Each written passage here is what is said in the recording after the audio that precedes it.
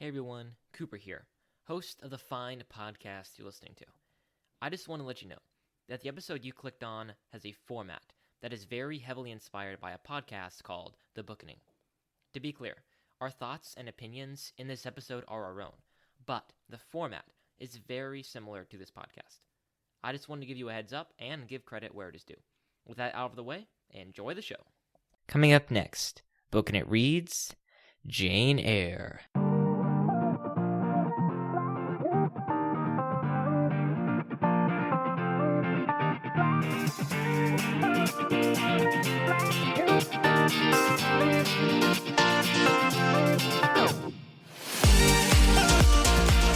Hey everybody, and welcome back to Booking It. I am, of course, your humble and eloquent host, Mr. Cooper Cobbs, and joining me today is my good friend, Mr. Matthew Killingsworth. How are you doing today, sir? Howdy. Happy Thanksgiving. Yes, that's right. And though it may be cliche, I dare say that we on the Booking It team are very, very grateful for all of our listeners, and especially those who give us money. You mean thankful? Because it's Thanksgiving. Yeah, grateful, thanks. Yeah. You just made it like Synonyms. not cliche, but... Oh, okay. I guess it's good though, isn't it? No. Oh, okay.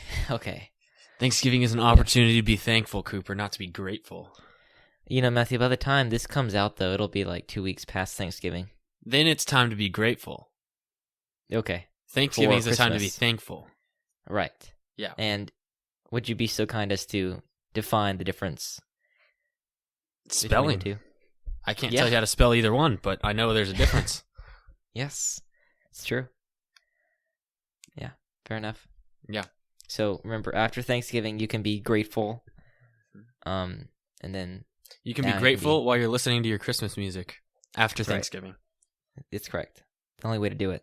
Mm-hmm. You know what's funny, Matthew, is you know that days are getting dark when your Chick-fil-A store is playing Christmas music already?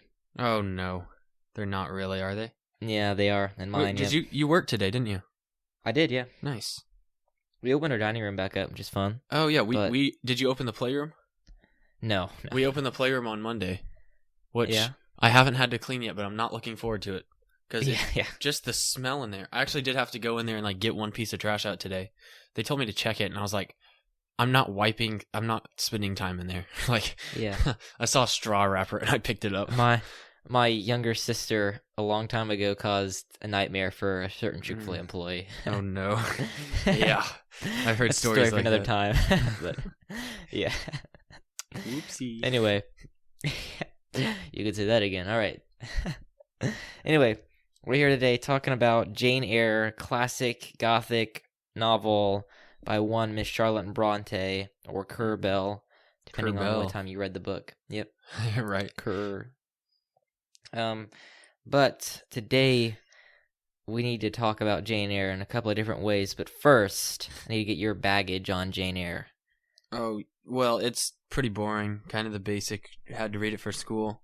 I had never heard of it before that. I've never even heard anyone mention it, believe it or not. So Really? just popped out of nowhere. Yeah. Yeah. As for me, I kind of have a fun baggage with this. So, gosh, it must have been 6 years ago. And I should have my sister on to tell this. But when we were younger, Mom got a junior version for us.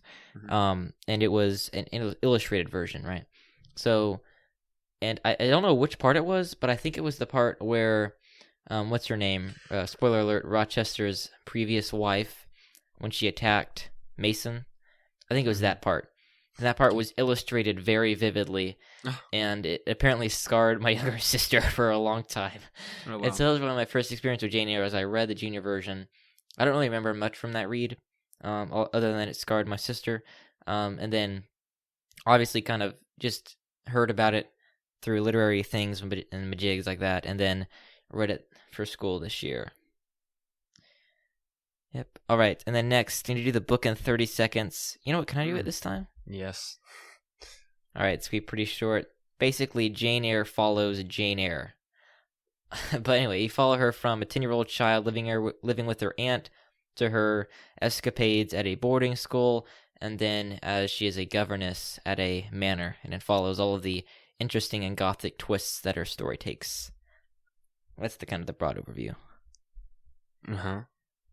And I guess the first and most important question is, what'd you think? I don't know how you did that in 30 seconds, but I liked it. Actually, it was. No, yeah, I did too. It was on the half, like on the better half of books that we've read this year. Definitely, For sure. top or portion of the list. It wasn't like it was probably like my top third favorite. Yeah, but I think Pride and Prejudice and Pilgrim's Progress. Right, exactly. But yeah. So I don't know. It was more entertaining than all the other books that we read. Yeah, it's like, true. It is like you wouldn't think that Jane Eyre would be like the most entertaining book, but it is. It keeps your attention for sure. Yeah. So, let's see. Did you think that it was written well? Is that what you like that about it too? Yeah, I think so. I liked the dialogue a lot like how I liked the dialogue in Pride and Prejudice, but I just felt like there was kind of less going on here than there was in Pride and Prejudice. Because they're just following like the one character, right? No matter where she went, instead of kind of following a place, no matter what characters were there. Yeah, it's definitely a more interesting novel in that sense because it's definitely I mean, Jane Eyre is narrating it to you. Mm-hmm. Right, it is first person. It's another thing, kind of like what you call it, To Kill a Mockingbird, where the future scout is narrating her life back to you. Right. Yeah, and you get some it's of called that it's in this Jane thing Eyre. called like first person, I think. First person narration. Yeah. But it's interesting because you get Jane Eyre also commenting on her behavior and her life as well, and things like that. Yeah. But I think I like Pride and Prejudice better just because there's more going on. You're following like the love lives, I guess, of like several couples, and it was more interesting because you were more like fully involved because there were several things. This one, it was like her and Mr. Rochester whenever Mr. Rochester was around, but then also her and what's that other lady's name? Aunt Reed. Yeah, no, the other lady, not the aunt. What is it? Miss Fairfax. Yeah. No, the lady she went to stay with. It's like an H or a W or something. What lady what do you mean? Cannot remember. Never mind. I forgot her name.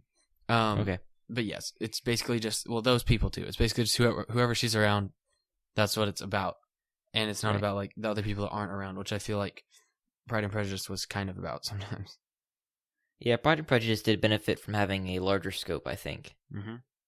Yeah, I can imagine this novel, though, not written in first person. I mean, that's kind of a silly thing to say, but it would be quite different if it wasn't written in first person. Yes.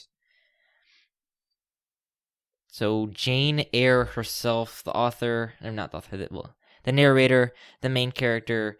We talked a lot about Elizabeth Bennet last time in our Pride and Prejudice episodes about how much we found her relatable and likable. So did you find Jane Eyre to be relatable and likable in the same sense? Yeah, I would say almost more so than Elizabeth Bennet. I feel like those two characters were pretty similar.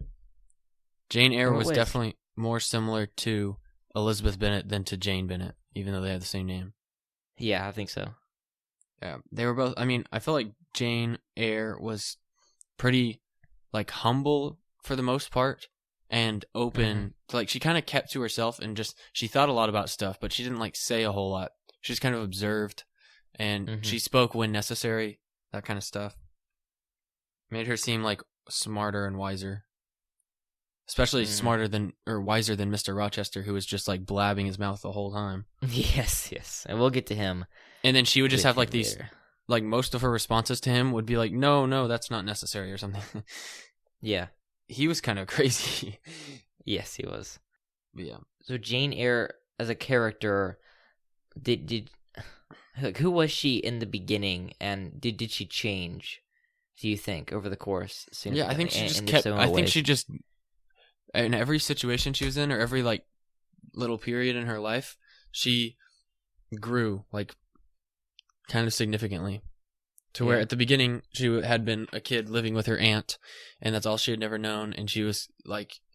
It was kind of like Cinderella with her stepmother and stepsister's situation type thing. It was, yeah. Where the people that had loved her had died, and she was stuck there. And the motherly figure, the aunt, loved the other children so much better, and she treated her horribly. So she had to get out of there. And then once she was out in the real world, she was just like, she was open to learning or experiencing anything. Yeah. And yeah, Mr. Rochester was, I'm sure, a weird experience for someone who had not been like out on their own in the world for very long. Yeah. A weird representation of like what the world is like, because that's not at all like true. Yeah, and that's something that one of the reasons why I liked Pride and Prejudice better than Jane Eyre was the sense of Pride and Prejudice was not as strong as Jane Eyre in terms of wish fulfillment.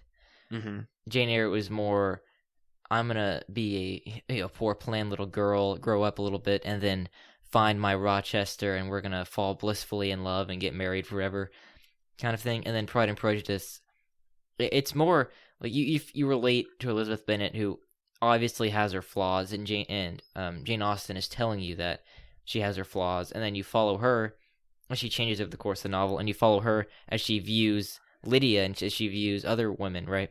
Mm-hmm. And you see, like, when you come away with Pride and Prejudice, you kind of feel more strengthened and encouraged to become a better either woman or man, depending on where you are, right? But then when you read Jane Eyre, or depending on which you are. Yeah, yes. Yeah. But if you read Jane Eyre, it's just kind of a one-size-fits-all. You relate with Jane. You feel, and I mean, Jane is relatable. She's likable, and it's a well-written book. Right, because so there wasn't like a male character that was like you could learn stuff from. It was like, right, exactly. Rochester don't ever do anything he ever did. Like, right. That's basically it, and that's pretty vague. Even in St. John, you don't want to like replicate him, right? Either. No.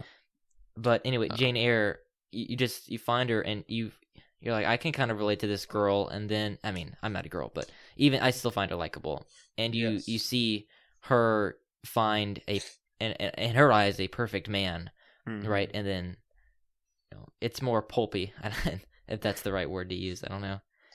Yeah, I just think as far as like your question about how she changed, I think it was just she learned from everything that she experienced, because like when she was narrating it herself in first person, obviously she was like, and then I just wondered, like, why would he say that, or why would he do that, or like she's just wondering, like questioning everything because she didn't really know. But like she once she trusted someone, I mean, she did what they asked, and I don't know, I feel like it wasn't exactly gullible. I think if someone had like, that's the point of Jane Eyre. She's not gullible. She is sharp-witted and things like that. That's why she won over Mr. Rochester. Right, but he also kind of like tricked her and hid things from her, like his wife, and stuff like that. So, because she just was kind of trusting, but once she learned and spent time with him, she was like, this guy's kind of mysterious. And he was kind of mysterious. Yes. Maybe he thought that was attractive. I don't know. And maybe she did. I didn't. Yeah, I know. It's weird because I'm pretty sure, hang on, let me check, that Charlotte Brontë wrote this in her... Is it Brontë or just Brontë? I think it's Brontë. Oh, okay.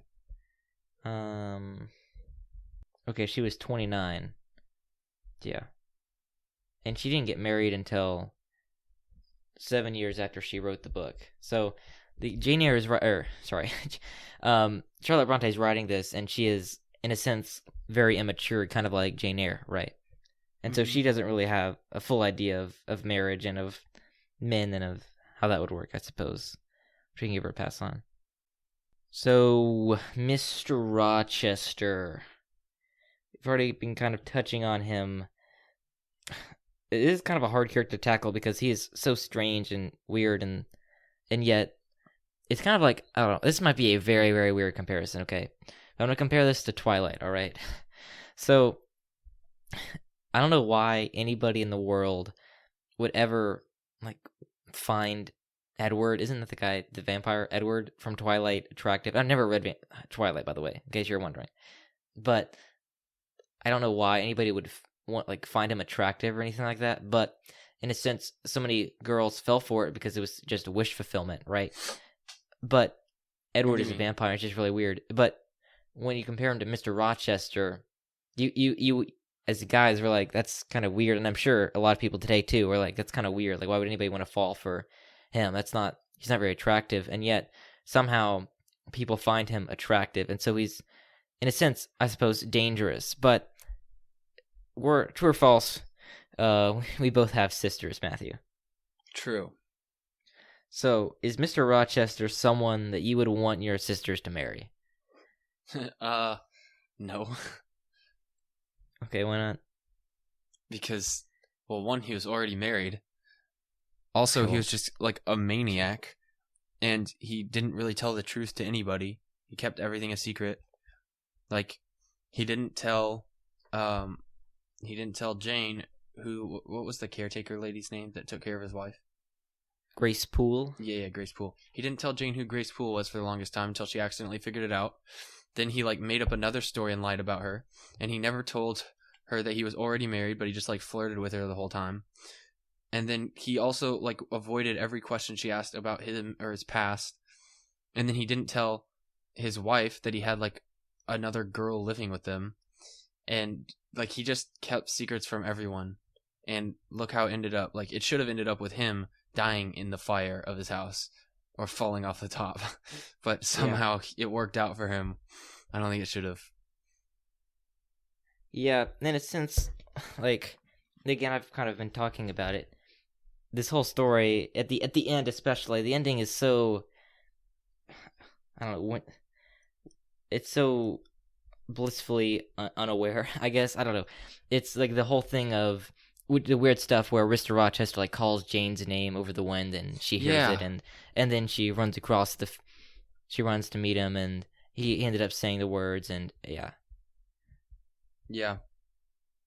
It's like and it's just like, that's not how it would actually Anakin work. Padme moment, except it wasn't in the Star Wars universe, so it didn't make any sense.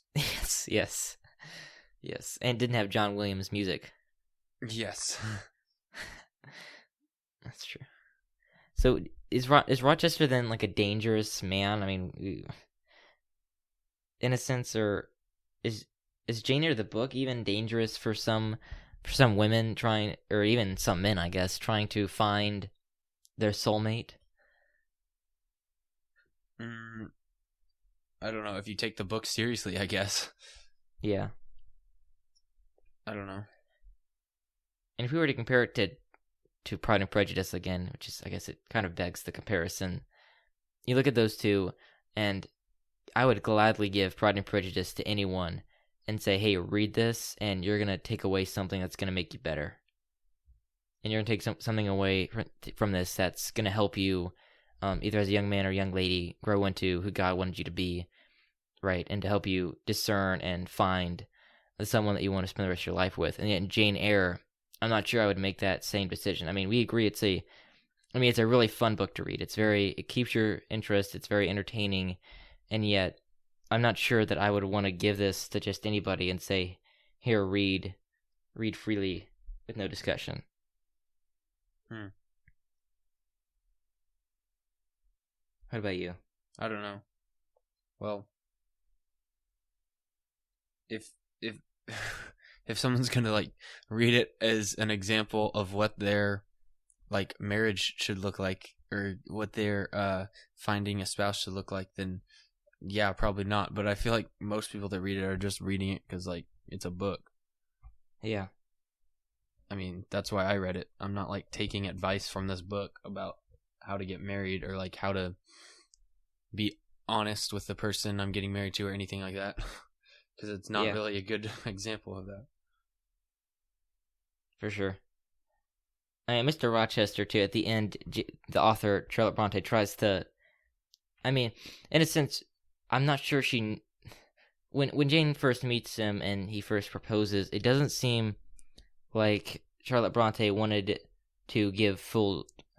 Like, she didn't think that Mr. Rochester was that great of a guy, first of all. And then at the end, when he's humbled and he's almost lost his arm and he's blind, then it seems like... Yeah, but then it's just like pity. And I don't think you should get married out of pity either. Yes. It's going to ruin your life. Yeah. And it's almost like... I don't know, we've seen Little Women. It's... Jo gets turned... she turns down, what's his name? The other guy. And then she runs back and wants to get married. No, sorry, in Little Women. Oh, Little Women. Oh. Because I'm about to compare it to... I haven't read that. Yeah. Okay, have you seen the movie, though? No. Any of them? No. Okay. Well, it's this part where the main character turns down someone else, and then she wants to get married to another guy who proposed to her earlier, but she doesn't really like want to get married to him, I guess. But then in Jane Eyre, she turns down St. John, but would willingly go with him. But then she returns and wants to marry Mr. Rochester. I don't know. Yeah. Do you think that if Charlotte Brontë had written this later in life, that this book would have been more mature than it is? I don't know. I don't know if it's meant to be like a mature example of like advice or whatever you were trying to say. I think it's just like supposed to be a book. Like she just wrote a book just because she enjoyed writing and like wanted to make an interesting book, and she did that. I mean, and like, I'm not trying to say this book is completely immature, because there are some great parts too. Like when she goes back and talks to her aunt again, like that's a really great section of the book when she's, I don't know, she's willing to forgive her aunt, and her aunt is hardened. And then also the contrast between the two sisters, the one who was lying around, and so there's definitely good mature stuff in here. But yeah, it is a story. Hey, by the way, did you notice how many like comparisons there were to Harry Potter in this in like Volume 1 especially? Wait, what do you mean? Like what? Well, first off, she lives with her aunt, and she has a bad experience there. And she goes to boarding school. She goes to boarding school, and there's a bad guy, but there's also like the McGonagall teacher who's nice to her. And then she meets Helen, she's like her best friend kind of thing, you know. Helen, that's what I was thinking of earlier, I think. Oh, Helen, okay. Yeah. I guess we can talk about her. Anything you want to say about her? Oh, just, I don't know. Good friend. Nice. She seems... Helen is another thing. I've heard a lot of things about Dickens. I haven't read any Dickens, and we're going to read some this year, but he makes his characters either angels or demons kind of thing, right? It's either they're perfect human beings, and it seems kind of like what Charlotte Brontë did with Helen, is she seemed just kind of like an angel child, too good to be true, you know, right. Always good, and then always focused on Jesus and God and looking forward, and then, I don't know. You know what I'm talking about. We've seen that character a lot in books. Right, but I mean, I always thought I don't really mind it as long as it's not the main character. Yeah, exactly. If it's the main character, it drives me crazy. But yeah, because we talked about this again with Jane Eyre and with Pride and Prejudice. The main characters are so relatable, and they're so three-dimensional, and then the other characters they're very well fleshed out, but they're not as three-dimensional and detailed as the main characters are. Right, which makes it a lot better. Which is why, yeah, because if Helen was the main character, we would not like this book half as much. We'd be like, well, that's an impossible standard. Yeah, exactly. Can't relate to that at all. There's this book series that my mom started reading out loud a couple years ago. It's called the Elsie Dinsmore series. I don't know if I've never heard of it before either. And then it follows this little girl. Her name's Elsie Dinsmore, obviously, and she basically is perfect, and she's oppressed right by her cousins and everybody else. And it follows her, and she meets her dad for the first time, and it all this, anyway, but it's so she's like, she is Helen, and then she like almost dies because her father didn't like her, and then all this stuff, and I could not take it anymore, because it was just, this character is so perfect and everybody is against her, and I was just like, I can't take this anymore. Yeah. All right, well, if there's not anything else to say about Jane Eyre, how many vampires out of 10 would you give it? 7. Yeah. I'll give it, let's see if it's 7 or 7.5. I don't know. It's fine. Half of a vampire. Yeah. What is that? What do you call half of a vampire? Disgusting. Yeah, it's true. All right, let's do some donor shout-outs. You didn't have an answer to that joke? You didn't have a punchline? Oh, no. I was just asking, yeah. Okay. Maybe Umbridge. I don't know. Okay.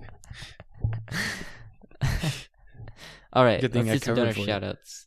Where would someone go if they wanted donor shout-outs? Oh, this is not a trick question.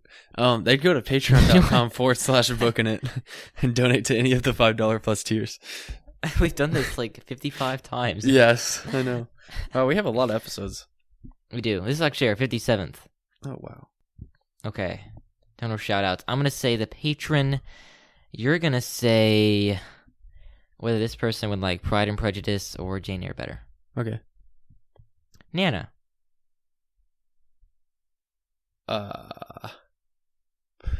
Pride and Prejudice? All right, Van Pepe and Wayla. The thing is, like, she probably actually has an opinion. I don't know if she's ever read either of these. I don't know. Really? Your grandma? I bet Yeah. she has. Okay.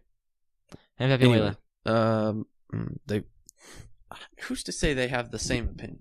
I'm gonna say Van Pappy likes Pride and Prejudice better. Actually, they both do. Okay. His grandparents, Mike and Sylvia. Jane Eyre. Mr. and Mrs. Ratsky. I think Isaiah's mom likes Pride and Prejudice, and Isaiah's dad doesn't really care about either. Yeah, I think that's probably fair. All right, Uncle I could be Sevi. wrong. It could be one of those things that he's just like randomly actually really into. Yeah, that's true. Maybe, yeah. Mike, if you got like a bunch of fan theories about Pride and Prejudice, let us know, okay? We'd love to read those. Yeah, Fan that'd be theory. fun. Uncle Sevi. Okay. Uncle Sevi. Oh, Jane Eyre, why not? Yeah, because he just got married and he's experiencing, That's terrible. all of the Oh, the goodness. beauty of marriages. All right, Aunt Jane, Uncle Sam. Jane Eyre. I'm trying to even it out now. Yeah, Moses. You got to give me more than 2 options next time. Okay. Moses. Pride and Prejudice. Zara. Jane Eyre. Chris. I really want to name like a third option, but there's none. We haven't read anything like this, really.